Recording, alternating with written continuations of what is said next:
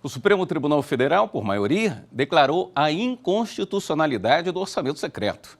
O entendimento é de que, por seu caráter anônimo, as emendas de relator violam os princípios constitucionais da transparência, impessoalidade, moralidade e da publicidade. O orçamento secreto é como ficou conhecido o uso de emendas de relator para a inclusão de novas despesas no projeto de lei orçamentária da União. Elas foram criadas em 2019 e aplicadas a partir de 2020.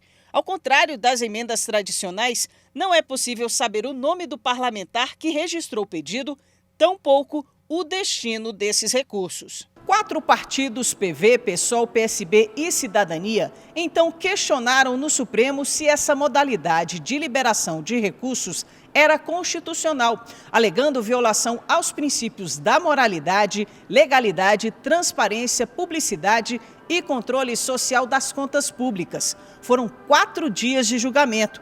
A primeira a votar foi a relatora das ações, a presidente da Corte, ministra Rosa Weber.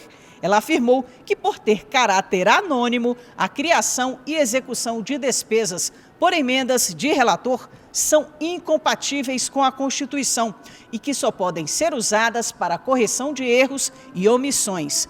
A ministra reforçou que o orçamento secreto também desequilibra o processo democrático, porque beneficia determinados candidatos. Esse processo sistemático de transferência das decisões orçamentárias para os próprios parlamentares, conhecido pelos especialistas em finanças públicas como captura do orçamento, representa prejuízo grave à efetividade das políticas públicas nacionais. Mas esse entendimento não foi unânime. A divergência foi aberta pelo ministro André Mendonça no segundo dia de julgamento. Mendonça entendeu que a definição de regras orçamentárias, inclusive as relativas às emendas parlamentares, diz respeito à relação política entre legislativo e executivo, não cabendo ao Supremo exercer seu controle.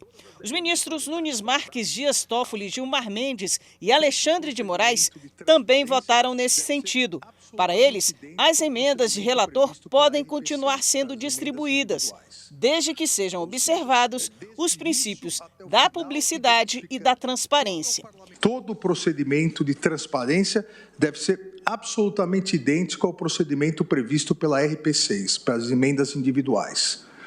Ou seja, desde o início até o final, identificando qual é o parlamentar, qual o valor, qual a destinação, qual a prioridade. Já os ministros Edson Fachin, Luiz Roberto Barroso, Luiz Fux, Carmen Lúcia e Ricardo Lewandowski acompanharam integralmente o voto da relatora, ministra Rosa Weber. Para eles, sem conhecimento e informação, não se tem o controle dos gastos públicos. Entendo que os vícios apontados nas iniciais das ações sob julgamento continuam persistindo, pois a sistemática ainda vigente para a distribuição das verbas orçamentárias afrontam as normas constitucionais que regem a matéria, colidindo, em especial, com o princípio republicano, o qual encontra expressão, dentre outros, nos postulados da isonomia, legalidade, moralidade, publicidade, impessoalidade e, sobretudo, eficiência. O julgamento foi concluído na última sessão do ano.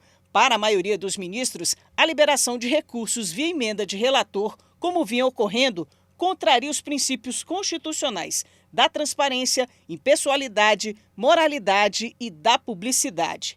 Sobre o tema, foi fixada a seguinte tese. As emendas do relator geral do orçamento destinam-se exclusivamente à correção de erros e omissões nos termos do artigo 166, parágrafo 3º, inciso 3, a linha A da Constituição Federal, vedada sua utilização indevida para o fim de criação de novas despesas ou de ampliação das programações previstas no projeto de lei orçamentária anual. A Corte determinou ainda que, no prazo de 90 dias, unidades orçamentárias e órgãos da administração pública divulguem os dados sobre serviços, obras e compras realizadas com verbas públicas entre os anos de 2020 e 2022.